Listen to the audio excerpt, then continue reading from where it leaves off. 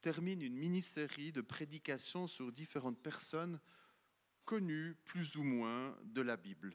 Pour l'Ancien Testament, Luc nous a parlé de Samson, je vous avais parlé d'Abigaïl, et pour le nouveau Luc nous avait parlé de Tichite, un collaborateur de Paul qui a beaucoup voyagé pour le ministère tout au long de sa vie.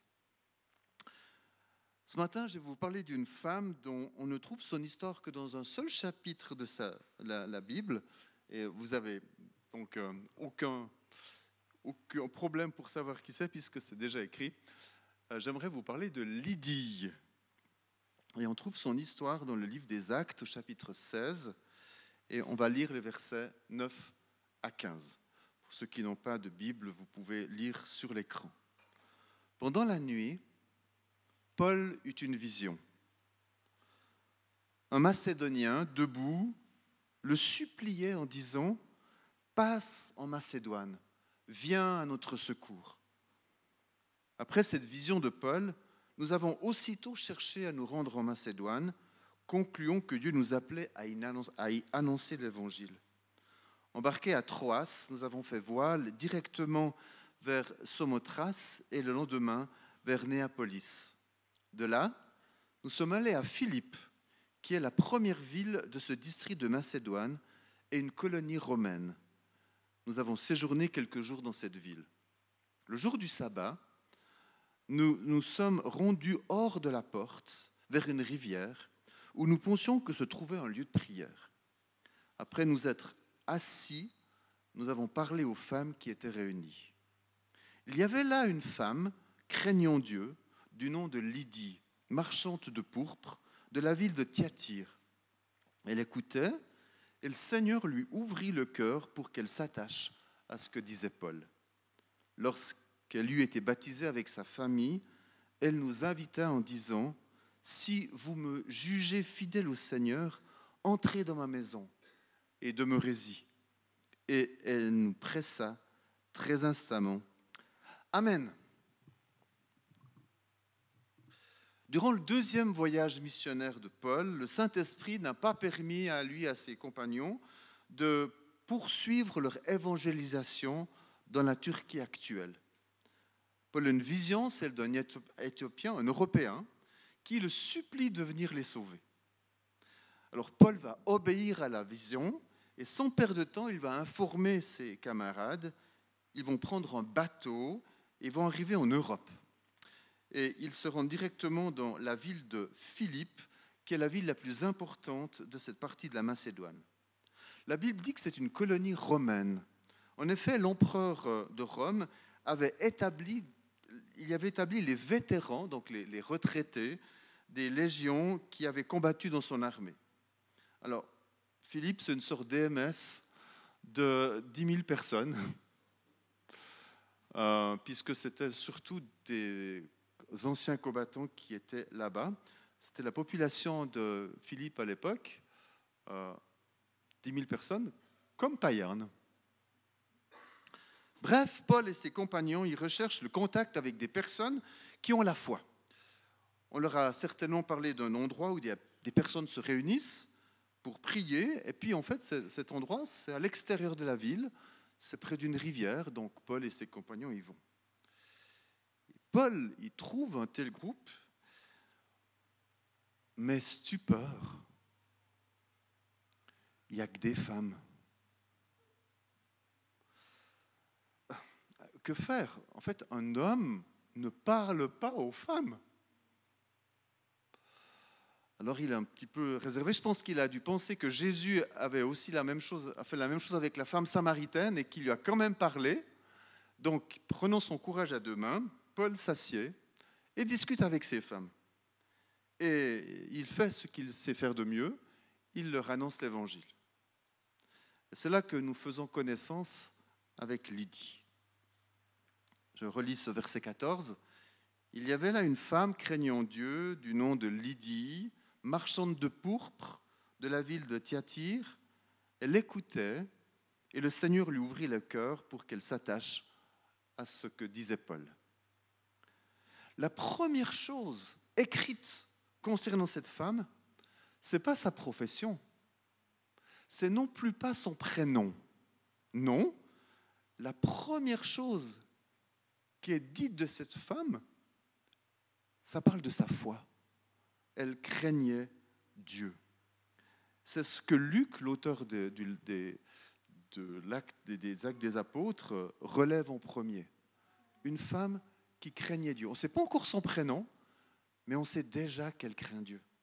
Et ça m'a interpellé. Je me suis posé la question, et je me suis dit, est-ce que je connais quelqu'un ou quelqu'une dont la foi m'impressionne tellement qu'elle passe avant son prénom ou sa profession? Vous comprenez ce que je veux dire? Et j'ai vraiment réfléchi, puis j'ai trouvé personne. On est tellement interpellé par les gens, par ce qu'ils font, par leur profession, leur standing, leur titre. Ce qui a impressionné Luc, c'est que cette femme, elle craignait Dieu. Et je me dis, waouh, eh bien moi j'aimerais que les gens disent de moi, et vous aimeriez que les gens disent de vous, cette personne, elle craint Dieu, elle aime Dieu. Et c'est un beau témoignage. Cette femme le craignait, ce Dieu qu'elle connaissait à peine, et puis ça s'entendait puisqu'elle le priait, puis ça devait se voir aussi. Puis ensuite, Luc nous donne son nom. Elle s'appelle Lydie. Alors je reviendrai plus tard sur son nom. On va tout de suite passer à la suite de ce verset. Il nous est dit qu'elle était marchande de pourpre de la ville de Thyatire. Alors Thyatire, c'est une ville située à 400 km de Philippe. C'est comme si, géographiquement, elle avait quitté Paris pour venir à Yverdon. Vous voyez la promotion. Alors ne croyez pas que c'était une petite marchande de rue, de banlieue. Non, non. C'était une véritable chef d'une entreprise très lucrative. Elle était marchande de pourpre. Alors, le pourpre, c'est une couleur rouge-violette obtenue à grand-peine à partir d'une plante que l'on cuisait pendant des heures et des heures. Et la production de cette teinture demandait beaucoup de savoir-faire. La teinture de pourpre de Thyatire était d'un brillant inégalé dans tout l'Empire romain. Et elle était presque exclusivement réservée aux populations riches, car c'était un produit de luxe. Et justement, Lydie vient de Thyatire. En fait, elle connaît le savoir-faire des teinturiers de cette ville, puisqu'elle en fait partie.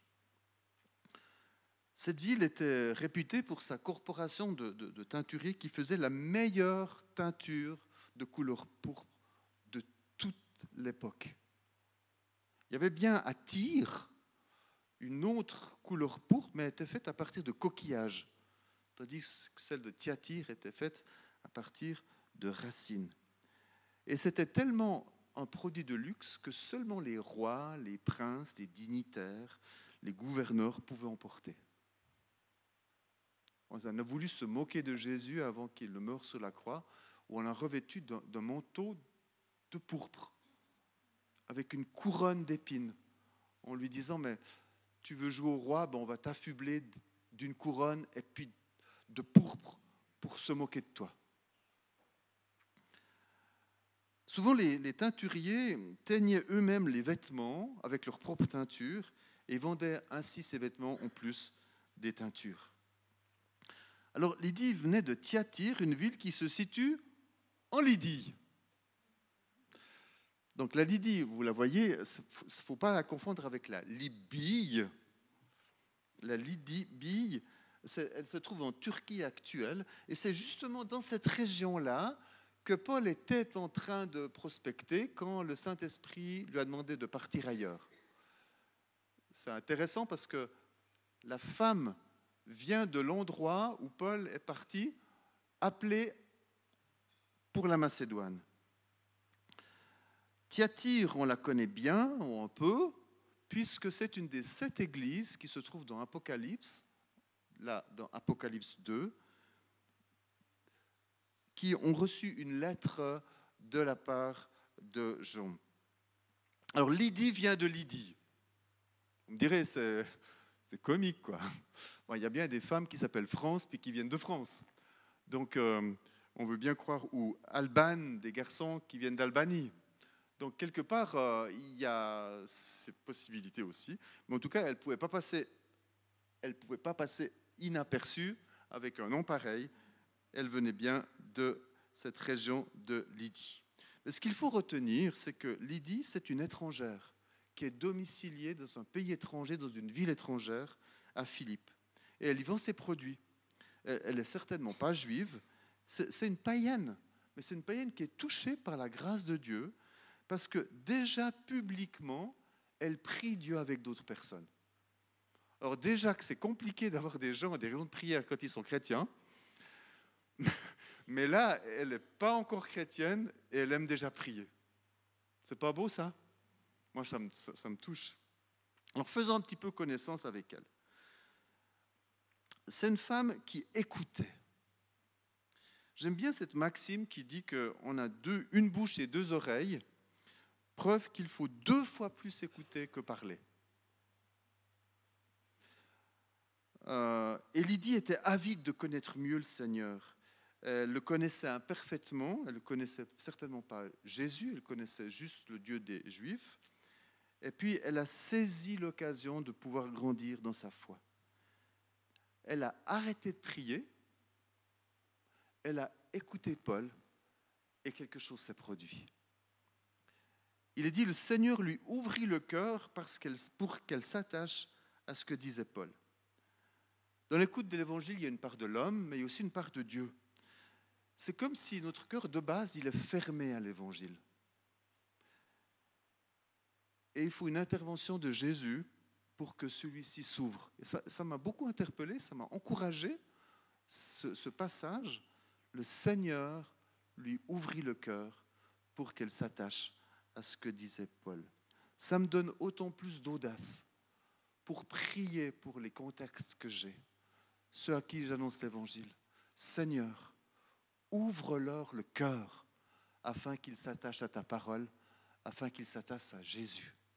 Et ça te donne d'autant plus d'audace pour que tu puisses prier Jésus en disant, Seigneur, ouvre-leur le cœur afin que tes contacts puissent être touchés par la grâce de Dieu et qu'ils se tournent vers toi. Et je trouve que c'est une véritable leçon de vie que Dieu nous donne au travers de ce qui se passe avec cette femme Lydie. Alors continuons le verset 15 qui dit ceci. Lorsqu'elle eut été baptisée avec sa famille, elle nous invite en disant, si vous me jugez fidèle au Seigneur, entrez dans ma maison et demeurez-y. Et elle nous y pressa très instamment.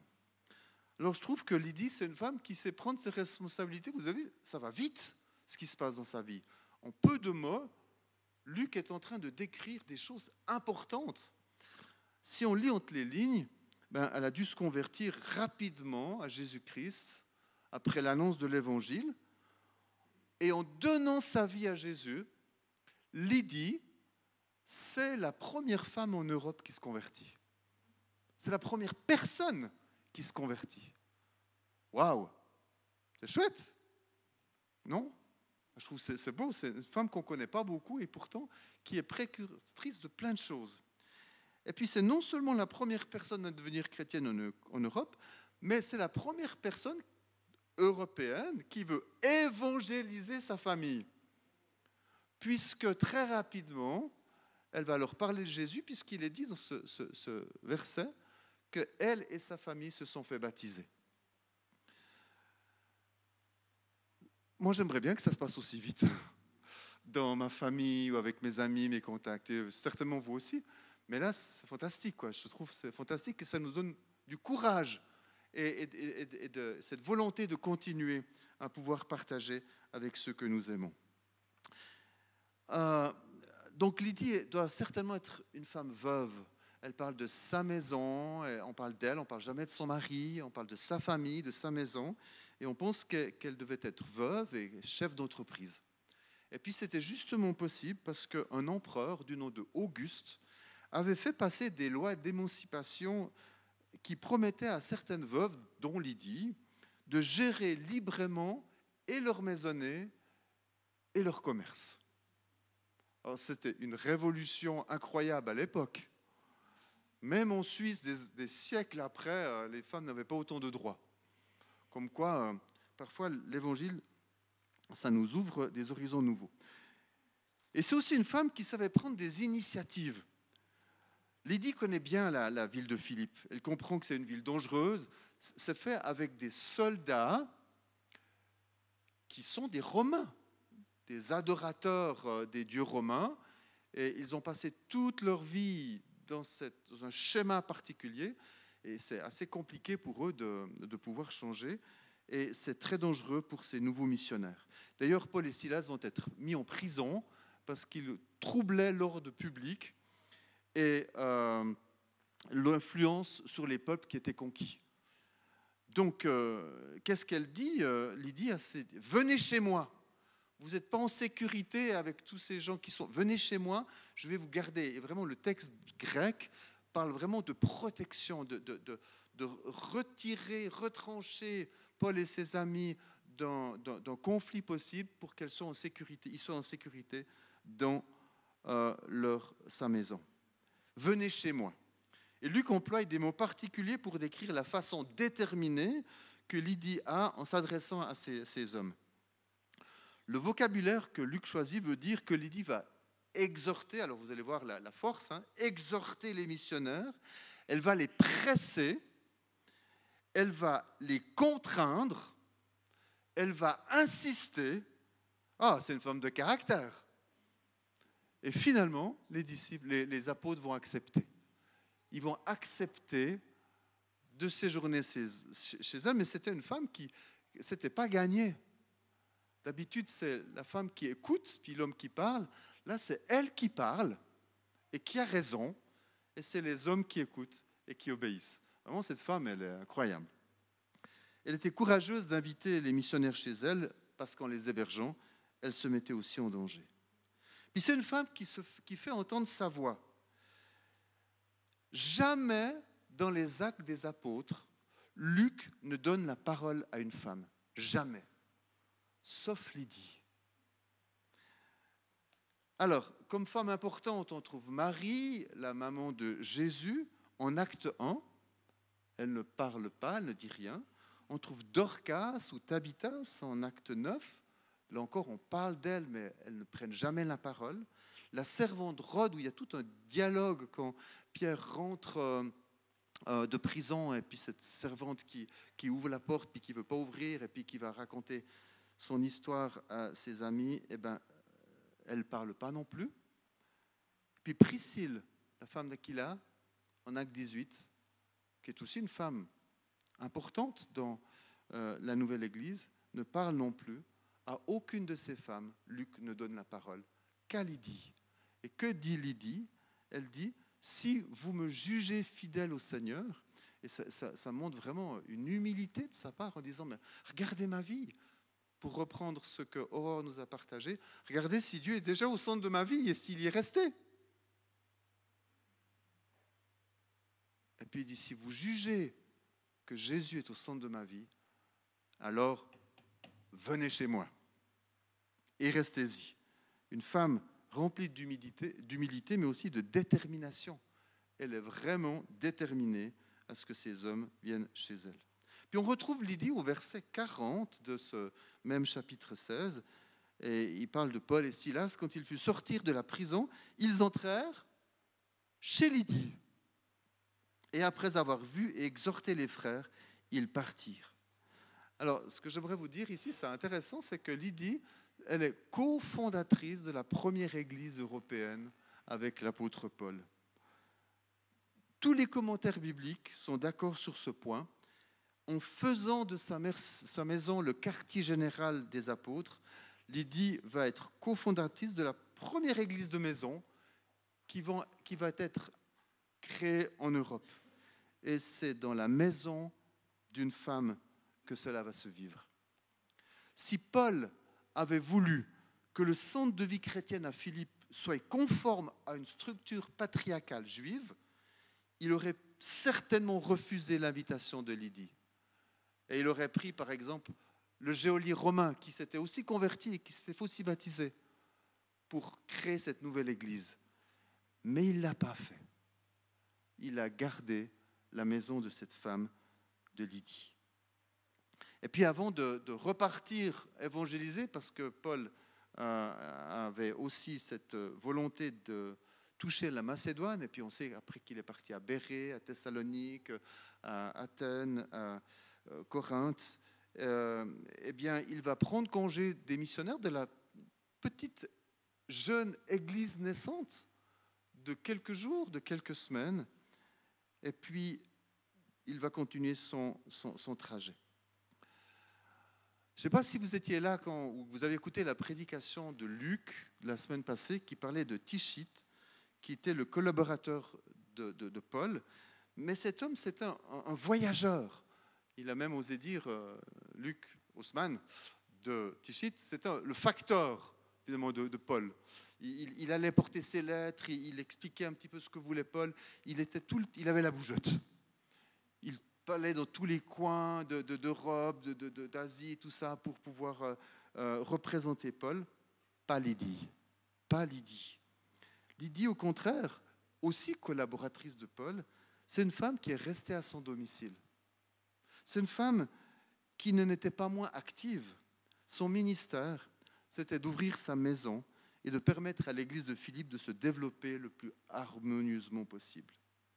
Alors certains partent en mission, et c'est bien, et je vous encourage, si vous avez le cœur et la vision de partir en mission, mais certains aussi vivent la mission chez eux. Et je vous encourage aussi tous à la vie. Vous savez, on ne peut pas tous être des Tichites, mais on peut tous être des Lydies. Lydie, c'est une chrétienne active, dynamique, courageuse, qui joue un rôle important dans l'histoire de la vie de l'Église primitive.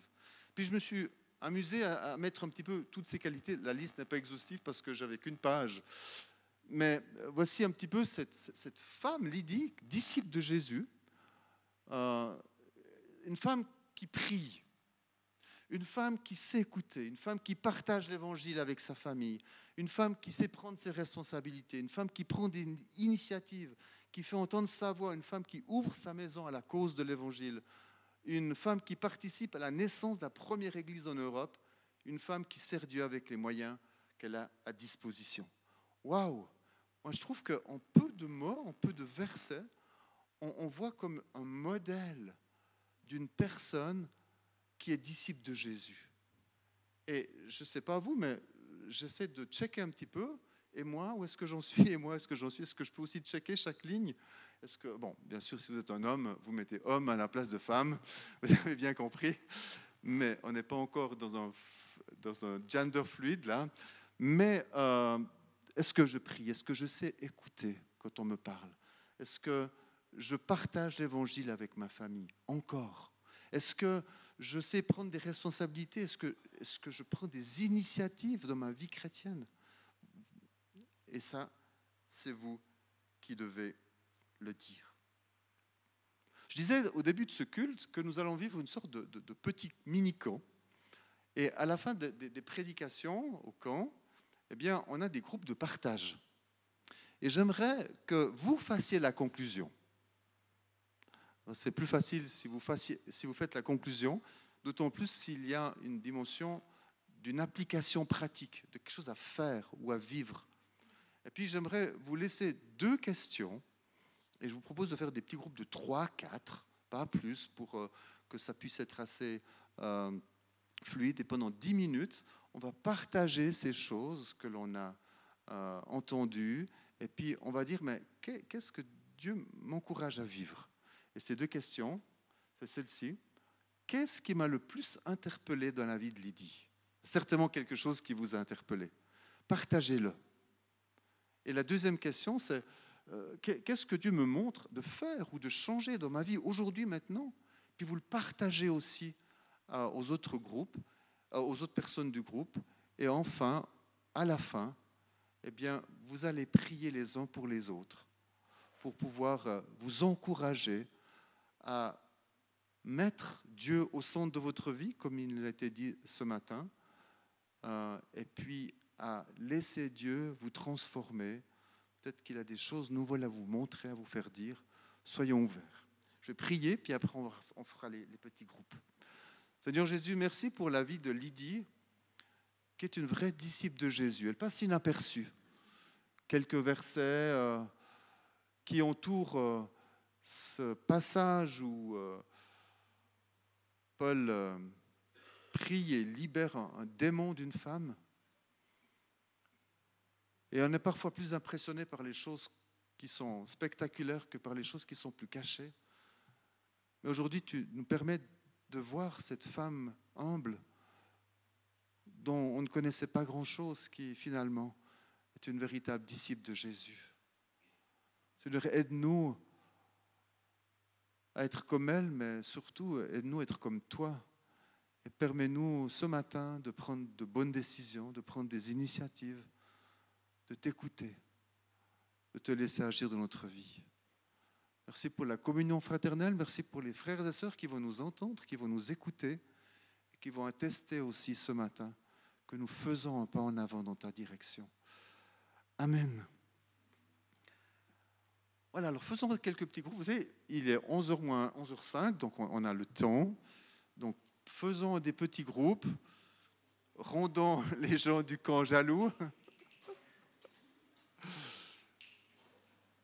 Si vous n'êtes pas habitué, c'est peut-être la première fois que vous faites ça, jouez le jeu. 3-4 personnes. 5 pour les gourmands.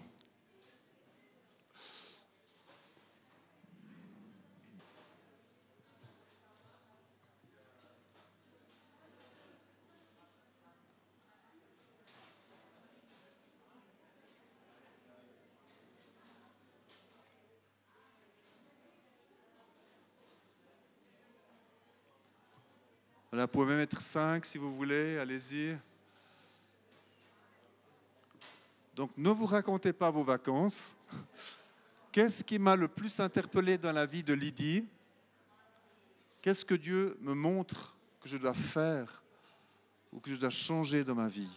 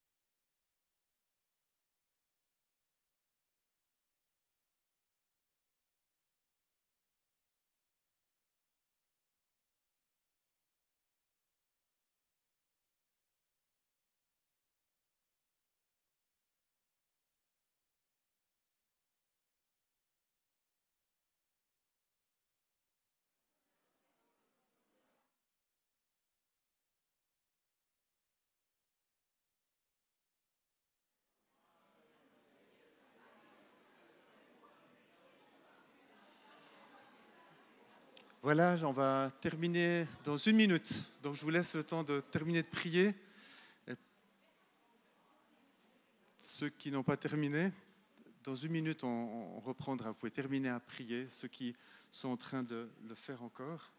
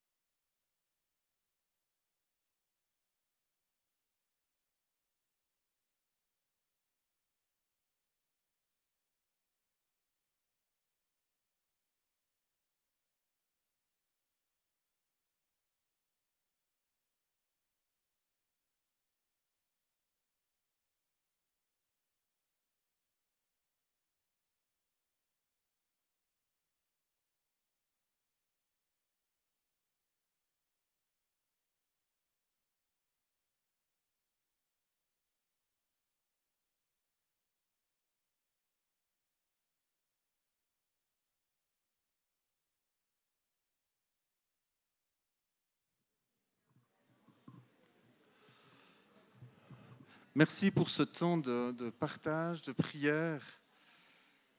Je crois qu'on fait avancer aussi le royaume de Dieu dans notre vie, dans notre cœur, dans l'Église, dans des moments comme ça. Pierrick me proposait une pezzeille pour tout à l'heure, pour faire comme le camp, le VIP. Alors, rien ne vous invite à vous empêche à vous inviter les uns les autres. On a le temps. Voilà, j'aimerais inviter Daryl pour qu'on puisse aussi recueillir l'offrande de notre dîme. Et il va le faire avec un camarade. J'aimerais prier pour cette offrande.